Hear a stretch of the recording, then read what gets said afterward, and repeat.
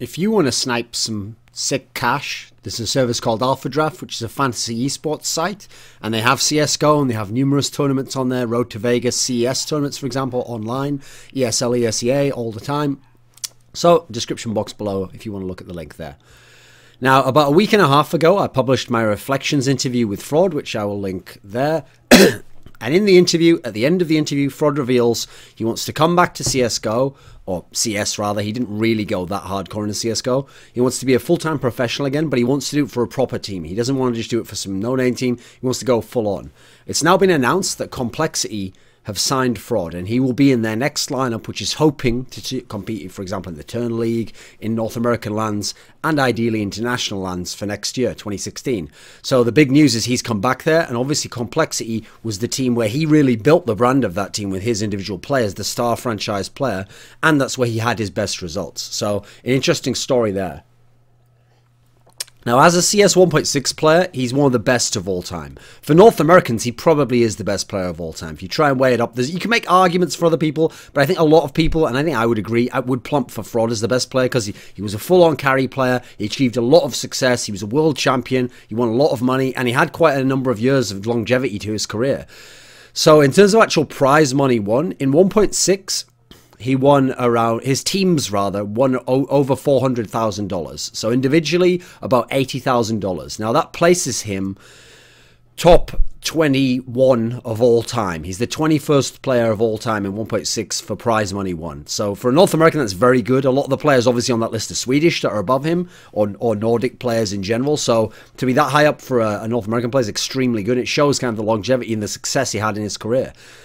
Now, I'll run through some of the basics of his career, but on these parts, I've realized for these sorts of videos, you want to know some of the results and the ups and downs, but you don't know every result. Like, that gets a bit too monotonous. And plus, since this is actually a player I've known and had a decent amount of interaction with over his career, I can also give you some other insights. So in terms of his career, he was originally noticed as just an online player playing for Green Berets, who are like a low-level invite team, actually led by GB James, who is the guy who is the coach of Liquid as of this moment, if he hasn't already been fired. Fingers crossed. So anyway, he played for that team, but he wasn't a known player, and they weren't a good team, and they finished essentially last place at CPL Winter 2002, one of the majors of that year, North American land, but had international teams there. Finished basically last place. Then in 2003, he started playing with a team called AOX, early on, Art of Execution, and in online performances, he was making the Cal Invite playoffs. Cal Invite was the equivalent of like CEVO or somewhat, whatever the top league would be in North America now, or ESEA. He made it to the playoffs, but that was about it. And he was actually featured very early on in a little movie that Gotfrag made about the playoffs. And so as a result, he was in that movie very briefly with an AWPing clip on Inferno. And so people started to know him as like a good AWPer. And there was some POV demos around at the time. But the thing is, it was all online competition. And the problem back in the days there is that if you were just good online and you hadn't accomplished anything offline, and remember, he'd finished last place at his first CPL, everyone would assume either you cheated or they would make fun of you. They think you're like a pussy or you have no nerve because you can't play on LAN. And just to break this down a little bit, the reason why that was so entrenched in the scene is because the first generation of great North American players, you know, your K-Sharp, Rambo, Moto, these sorts of players essentially were the guys where they were almost prodigies at the game. They were just good from day one on LAN. When they went to their first CPLs back in 2001, 2002, whatever, 2000 in some of their cases, they were just good from day one. They were already good on LAN, and some of them were the best players in the world already on LAN. So to them, the notion that you could be good online but you hadn't figured out on LAN yet was alien to them, and it also made, they almost like were disgusted and repulsed by it. So they'd push you away if you were good online but hadn't been good on LAN. Whereas now in CSGO, okay, we still have that mentality to a degree, but everyone also realizes, unless this guy has some really serious nerve issues, if he plays enough LANs, he's going to get the experience, and he's probably going to be almost as good. Sometimes they turn out to be as good or better. Obviously, some of them turn out to be phenomenal. Some of them are never quite as good. Like, for example, Tarek's never been quite good offline as he was online in many of the earlier years in CSGO. But most of the time, they'll figure it out. So now people understand the process. But back then, there was kind of like a mental block in the top teams as a result. So as a result, players like Fraud had to make it the hard way. So in 2003, he's playing for a team called United 5. And they actually, another member of the team was Moses, who's now an analyst and does a lot of commentary, does it for ESL, ESEA, did it for DreamHack, done a bunch of tournaments. And At this, they go to a tournament, CPL Winter 2003, so a year later from the one where Frod finished last place. And this lineup actually shocks the world. They managed to finish top 8. They're only North American team in the top 8. They managed to finish 7th overall.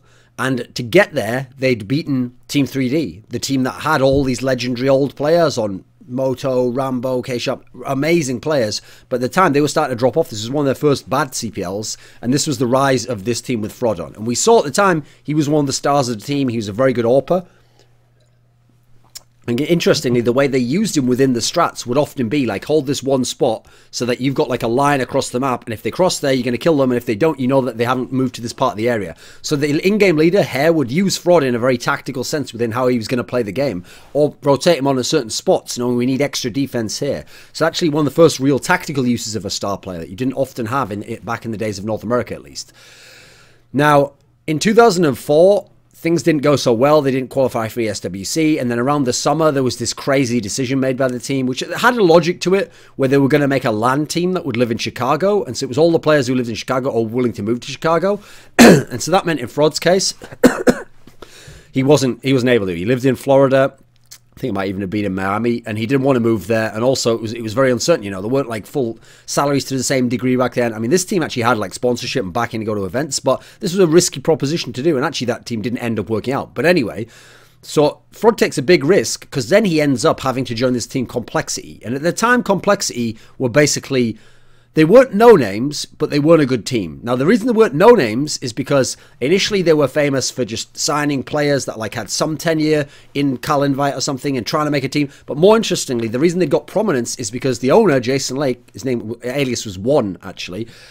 He had made a lot of bold statements in public. He kind of bragged about how they were going to be one of the future teams of the league, how he'd be the first guy to sign $1 million contract for a player, how, you know, basically he had all sorts of, he did a lot of like PR essentially that got the name up, but unfortunately got the name up also, gave them exposure, but it also gave them a negative rep where when they went with this like a decent but not good lineup to CPL summer 2004 before Frod joined, they bombed out. They actually had a player who had a fight, and so they couldn't have the proper lineup. But anyway, they bombed out really badly. And so as a result, the joke going into the winter season was everyone was saying, like, oh, it's the road to 64th place for call. They're going to bomb again. Because when you're brash, if you don't have the results, people are going to love to go in on you and just talk mad shit on you. So Frod was joining that team. And you have to realize Frod himself didn't have the greatest rep.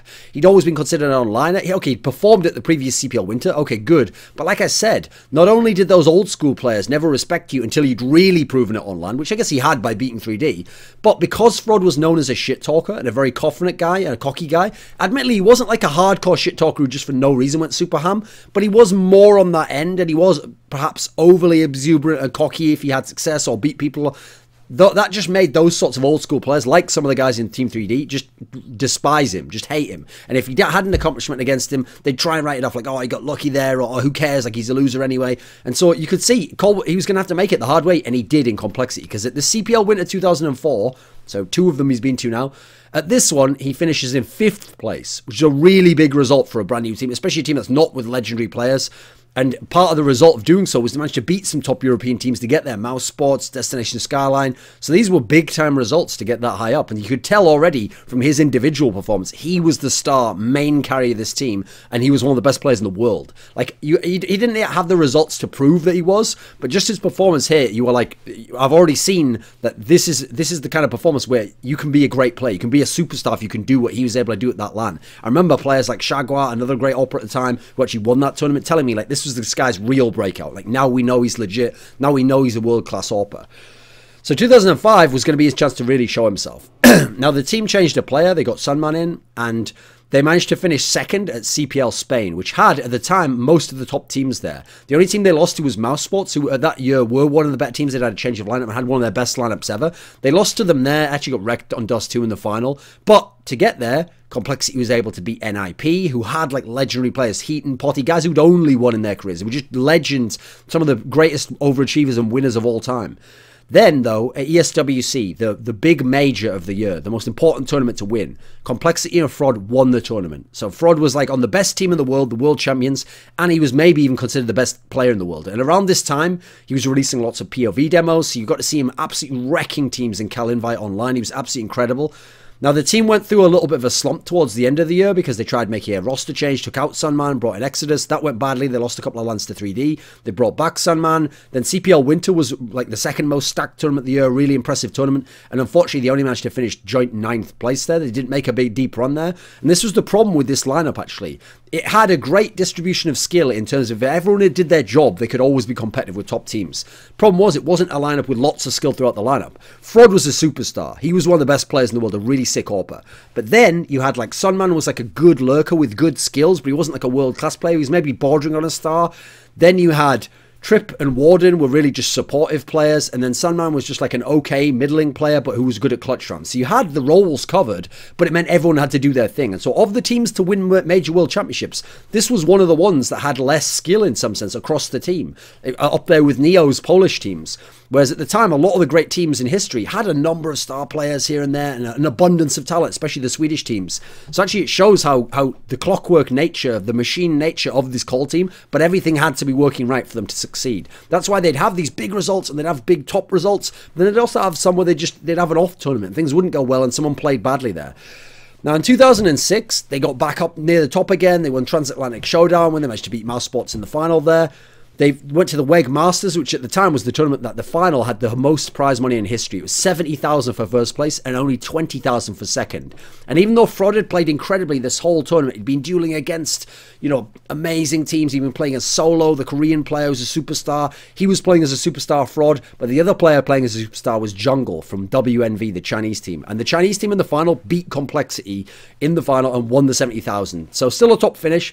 Now back home, Complexity dropped off a little bit. They only finished third at WSVG LAN 1, actually got beaten by Team 3D, who changed their roster a little bit and had a little resurgence over that summer. Likewise, Team 3D finished better than them at ESWC, where this time the reigning ESWC champions Complexity and Fraud were only able to make it to the round of 8, and they lost out there. Then they followed that up, though, with like a revenge game where they went to WSVG ISC, and here they were able to win the tournament. Now, in the upper bracket, they made it all the way to the upper bracket final, and the upper bracket game was on Nuke.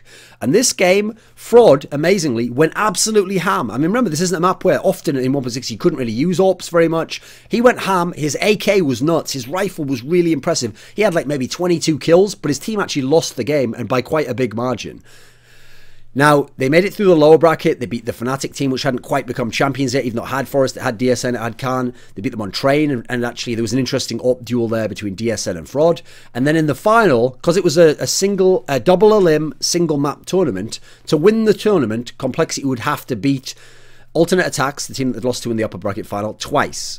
And so they did. They managed to beat them in 2 games. Both were like decently large scores. Fraud even got a knife in one of the rounds. I mean, this was big time stuff, and they won another big championship as a result. Skip it over a bit. They had more success in North America at this point in time. They established themselves again as the best team. Fraud actually, at the time, had never been to a World Cyber Games because that was like a national tournament, like an Olympic style. And the big problem for Fraud was only one team from North America in those years used to get to go. And Team 3D, even when they dropped off and Complexity was better, somehow always miraculously would win the qualifier. They'd won every single year. So again, they'd won it this year. But at the final, at this WCG Pan America tournament, where it was all just the Americas playing each other in a mini tournament after WCG, they had this weird thing where one player, I forget who it actually was, I think it might have been Dominator from 3D, couldn't play at this tournament. And so since Rambo was like, or Method or someone was friends with Fraud, they invited Fraud to play with them as a stand-in, and they finished second here. They lost to MIBR. Kogu was the legendary AWPer at the time, and they got the gold taken away from that. But it was the first sort of like that style of international tournament for Fraud. Now, the problem is, let me think. At the end of 2006 rather, here's the issue.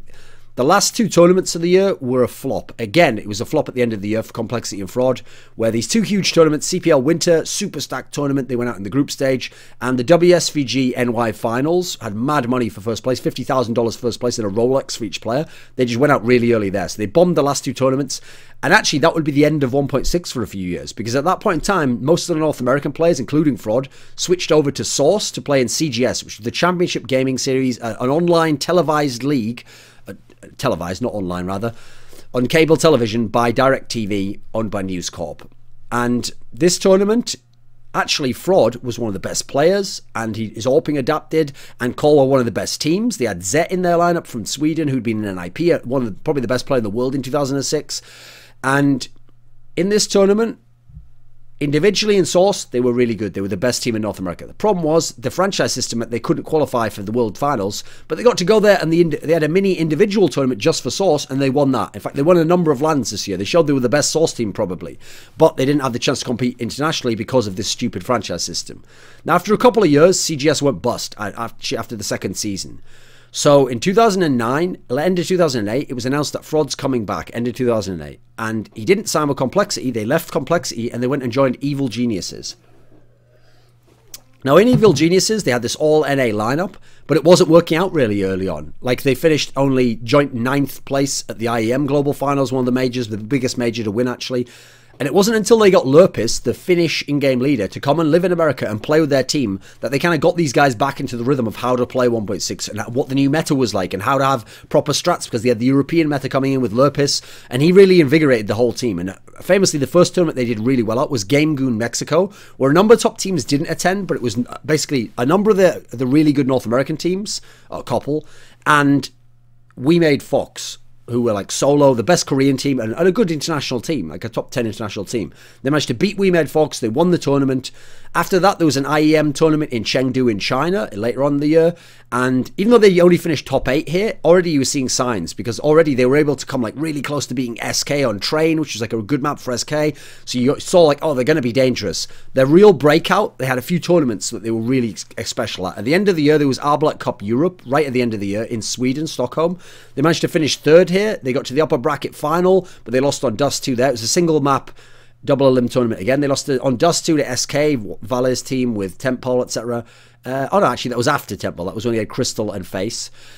And then in the lower bracket, they had to play MTW, the Danish team, who actually had a stand-in, Arcadian, but it was Trace and Ave and Zonic, and they managed to lose there on Dust 2 as well. Both close games, and so as a result, they finished 3rd, but 3rd was still a very good tournament. They faced ahead of a number of teams, including the legendary Polish team of Neo, who had all those majors, so this was a really good finish overall. Then in 2010, they followed that up at the IEM 4 Global Finals, the biggest major of the year. They finished 4th place. They actually topped their group. They got to the semi-finals. Unfortunately, in the semis, they had to play Na'Vi, and this was Na'Vi's huge breakout tournament where Marklov was the MVP of the tournament, and he went head-to-head, and Marklov did out-op Fraud. It was a really great game, but they lost 2-0 to the Na'Vi guys, and then they lost to SK Gaming, of this time with Gox as a stand-in, who was really showing himself to be individually very good, having left Fnatic, and they only finished 4th, but 4th was still a sick finish for a top tournament and for a North American team who at the time weren't that relevant. Like Complexity were there, the second best North American team at the time, and they went out in group stage. So later on in the year, there was an Arbalest Cup Dallas tournament. There were some other tournaments I'm skipping over, and there was ones that weren't relevant. There was an Arbalest Cup Dallas tournament, and again, they played Na'Vi in the semi-finals. This time, they actually wrecked them on the first map, Tuscan, which is a map that Na'Vi could be a bit up and down on, but actually it hadn't been considered a great map for Evil Geniuses. They wrecked them completely, like 16-1. Then they lost the next 2 maps, got totally wrecked on, I think it was Train and then Inferno, and just got bodied. Unfortunately, Marklov, because his style was super fast stopping, yet incredibly accurate hit rate, that was like almost like a counter to Fraud style, because Fraud style was more the slow and stable with some flick shots mixed in. So, and obviously Na'Vi's the team was much better. That year they won everything. There were WCG tournaments in 2009, 2010 that Fraud got to go to, but unfortunately, because Lurpis, their in-game leader, was finished, they had to use a stand-in there, and they never made deep runs. They never got past like top 8 of these tournaments, even though those were the first proper WCGs Fraud got to play in. So there was another Pan America tournament. In fact, there was 2 tournaments this year, Pan America for WCG and IEM 5 European American Championships, where again they had to play Brazilian teams in the final, but this is when Kogu had retired. So now they actually lost in these finals to Fallen's Fire Gamers team, later Complexity, who essentially were like the MIBR players plus Fallen instead of Kogu. Obviously Fallen's a great player now. Fallen also a player who could go head to head with Fraud, a very good AWPer in the world, incredibly skilled, but also had very good rifles. The key tournament of the year really was the MSI Beat It. This is a tournament in China with like a few top teams, and one of them was Fnatic. And Fnatic was probably the 2nd or 3rd best team in the world. Had an amazing lineup, one of their greatest lineups of all time, that had gotten back together with Gux, together with Forrest and Get Right. And in this tournament, they actually, the 3 Evil Geniuses team of Fraud managed to win 2-1 and win a LAN over Fnatic. So big time stuff, but it was a smaller LAN. Now, one of the last events of the year was unfortunately kind of a controversial one for this team, because at WEM, World Esports Masters in Hangzhou, China, in the lower bracket, the same Fnatic team that they'd beaten in the MSI Beat It finals was playing against the Evil Geniuses team, and it was a Dust 2 game, ended up being an overtime game, and unfortunately the game was decided by a 1v1 of Lurpus and Forrest, and it was claimed after the fact that Frod had ghosted and said to Lurpus, like, oh, he's coming now from the tunnels or something, or he's behind the box or something. One of those two things. Or, no, I think what happened was, Lurpus was the CT in the 1v1, it was in the B site of Dust 2, and what happened was, Forrest was on the bomb initially, then he came off the bomb, then Lurpus won the 1v1, I think around the plateau box area of B site. And supposedly, Frod's ghosting was to say something like, he's off the bomb. And then Lurpus won the 1v1. Now, Lurpus told me he didn't hear anything that Frod said. I mean, you have to realise, Frod also talked a lot of shit, and had a bad relationship with Lurpus at times, so it's logically, you might actually just not listen to what he's saying and just disregard it, and plus, when you're 1v1, you're thinking yourself. But there was a video released where you could see him talking. Now, interestingly, the Fragbite people put subtitles over that video, but I listened to I'm a native English speaker. I listened to the video with no subtitles on, and I couldn't make out the words that they then put subtitles for. So I always thought the whole thing was a bit fishy. Frod clearly talked, so he tried to ghost. It's whether he said something relevant and whether Lurpus could hear him and actually acted on it. That's what we'll never know. And the reason why he was able to ghost is because there was actually the stage setup was terrible, and if he looked over to his right, he could sort of see like the projected screen that the fans were watching, because he was behind it somehow and he could sort of see an angle out, so he could see a little bit. Anyway, that's just a small incident, but unfortunately, for example, Khan to this day always brings up like, Frod ghosted against me, so it was worth mentioning as a little story. Now, at the end, in 2011, at the end of, I think it was around the end of 2010, the team cut Lurpus actually, because of like just friction between him and Frod, because he didn't like the way Frod like was maybe egotistical sometimes, or they had some kind of beef personality wise. And the team got a different player in, and things went to shit immediately. They brought in Iraj Kanji as their leader from Complexity, who'd played with D-Born, who's one of their newer recruits. And they didn't even make the playoffs of the big IEM tournament. And then later on in the year, they'd even been dropped by Evil Geniuses. And Frod did go to another tournament. He went to IEM New York with Czech 6, which was a number of his players, Warden and Frod, from his old team, but some other players, Dizzaman. And at this tournament, they only finished 5th to 6th. They didn't do that well. 2012, he did a couple of ESEAs also, finishing 3rd with Czech 6 teams. That was the end of 1.6. That was the end of Frod, we thought. But then in 2013, he came to an ESEA LAN. He was playing online a bit with a team called Cultivation. Only finished 5th to 6th there. Nothing particularly special. Again, playing with Warden and Storm, who would later go on to play, well, some of them would play in Elevate. That was basically the end of his career, and he never really went hardcore at CSGO. Now, the thing about Frod was, and again, I actually knew him quite well as a person, talked to him a lot. Now, his style of AWPing was he was an AWPer first and foremost. He's the guy where he would buy an AWP every single time he could on LAN, which not every NA player, not every great player even did all the time. He would buy it every time on LAN. He would get people to drop him the AWP online, and he would carry with the AWP. He wasn't nervous to hit his shots or to hit no-scopes. Now, his style was the old kind of epitome of the slow and steady AWP. He had extremely stable shots. Certain shots, slower to medium ones, he would hit them at an insane rate, like 90%, very, very high. But he had a few flick shots within that. Now, it felt like he had a slower sensitivity. I know he put his mouse zoom sense down. So as a result, it's more like he didn't just have to aim and then wait for you to go through the crosshair. He could also flick onto you, but it would be a slower flick. It wouldn't be like a super fast Markov Sunder type flick. It would be a little bit slower, but his hit rate was very good. So he was a very stable AWPer, and he could always hit the same shots. He had amazing no-scopes. He's one of the best no-scopes players of all time. Maybe the best of all time. When you consider his tenure, his success, and how many he was able to get off. He was maybe the best no-scope player of all time. Incredible at close range. And very stable at medium range as well. It reminds me a bit of how Alu AWPs actually in CSGO. Very good medium range AWPer where you feel like you've closed the distance enough to get a good fight with him, but he's always going to hit those shots as you're closing in and trying to get even closer to him. Because of his style of play, in the earlier days, he was a lot more dynamic. The pre-CGS era, 2003 to 2006, he would move around the map. He would go and take early peaks. He would take OM duels, and he would win them with the AWP. Now, in the latter days of 1.6, he was still a stable player. He wasn't as good post-CGS, wasn't close to as good. He was like a star player for his team, but he wasn't a superstar player in the world at that point in time. He was one of the better AWPers, but he wasn't the best AWPer. Like people like Markov, etc., dwarfed him.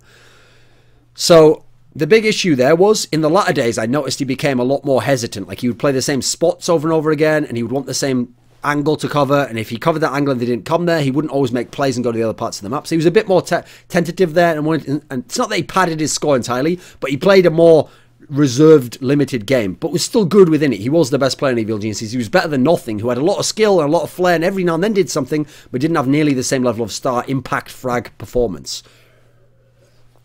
Interestingly, throughout his career, one of the reasons why Fraud always had to be put with certain support players, famously Sunman, when he was in Complexity, when they'd play a map like Train, he would play the inside site, the train, I think the 3 train at the back, looking at the inner lower area, because he would have Sunman lurking around the site, always watching his back, always giving him info, always drawing attention. He always needed someone like a bodyguard to watch his back so he could feel comfortable taking those shots and angles without worrying about someone flanking him.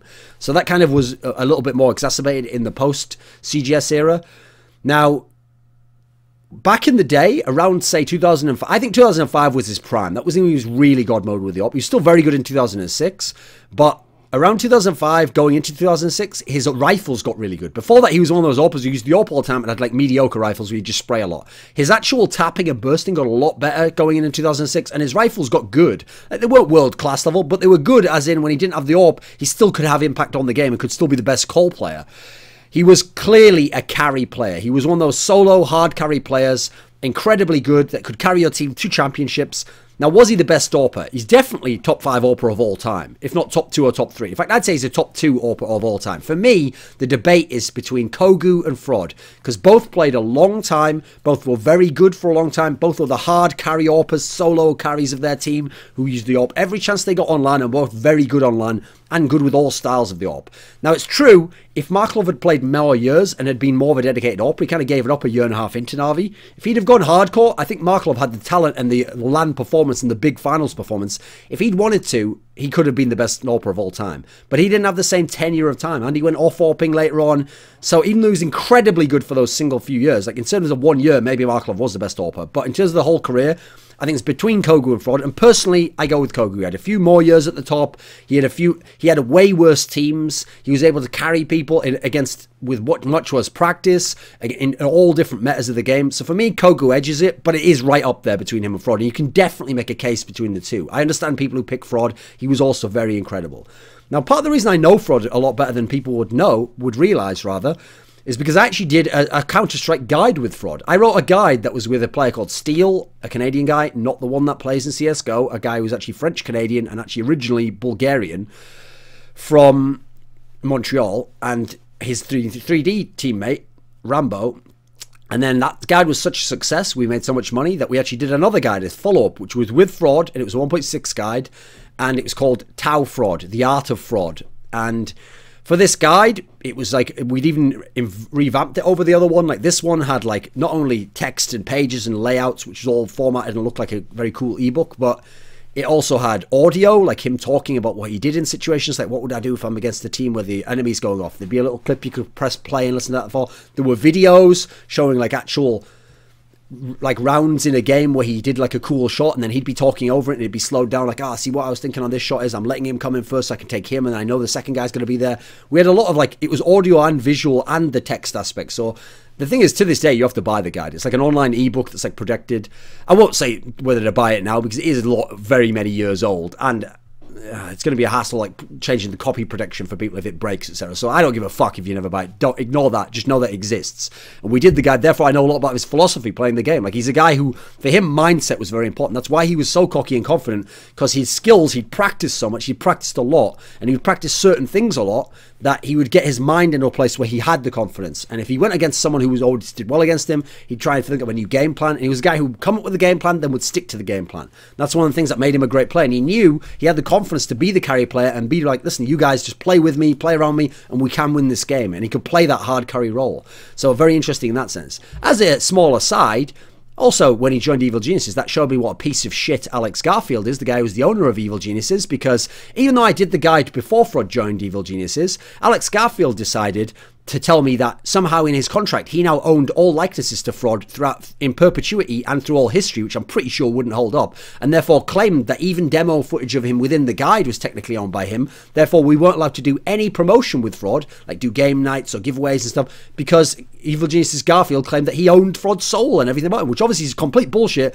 But at the time, obviously, we don't know anything about the law. We're not going to go to court with someone. We just got fucked by that guy, basically. So, great guy. But anyway, that's just a tangent. I just went on there. Fraud was one of the greatest players of all time. He might even be a top 10 player of all time in 1.6.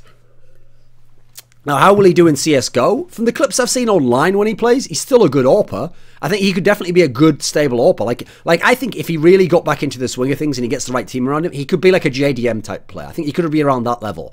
Now, can he ever be as good as like Kenny's and Guardian and maybe even Skadoodle? I don't know about that, because it is a new game. It's one that I haven't seen him get to that level in. I'm always very hesitant about old players who come back, you know. I don't just get on the hype train and go, oh, they used to be really good 10 years ago, so they'll be mega now. No, I mean, Frod's prime was 10 years ago, so I still need to see a lot. He has to prove it to me, just like he has to prove it to everyone else, and maybe himself even. So obviously it'll depend on the team he has around him. If it's not as good a team, it's going to be harder. But I think he can definitely get good. He can be a... Put it this way, he could be a top 10 NA player. If he really puts the time and dedication, he has a decent team around him, and he has the experience. I think that's not unreasonable. I think that could happen. So that's what I'm interested in to see in CSGO, how he will do, especially in this new era with the Turner League and big money leagues, and a chance to go fully pro and just practice all the time. Because he was a guy with a good mentality, and he did know, as I found out doing the guide, some good tips and tricks and mental ways of framing around as an AWPer that were definitely ahead of some of the things of some of the other AWPers I talked to, especially NA AWPers, who maybe could hit the shots, but didn't have the same mental approach, didn't have the same fortitude when it came to actually playing the game. And he was a clutch player. He wasn't like an amazing clutch player, won all the 1v1s and stuff, but bearing in mind a lot of the time he'd have to use an AWP and use like mad no-scopes in 1v2s and stuff. He was a clutch player, and he was a clutch performer in terms of big game impact performer as well. So that's who Frod is.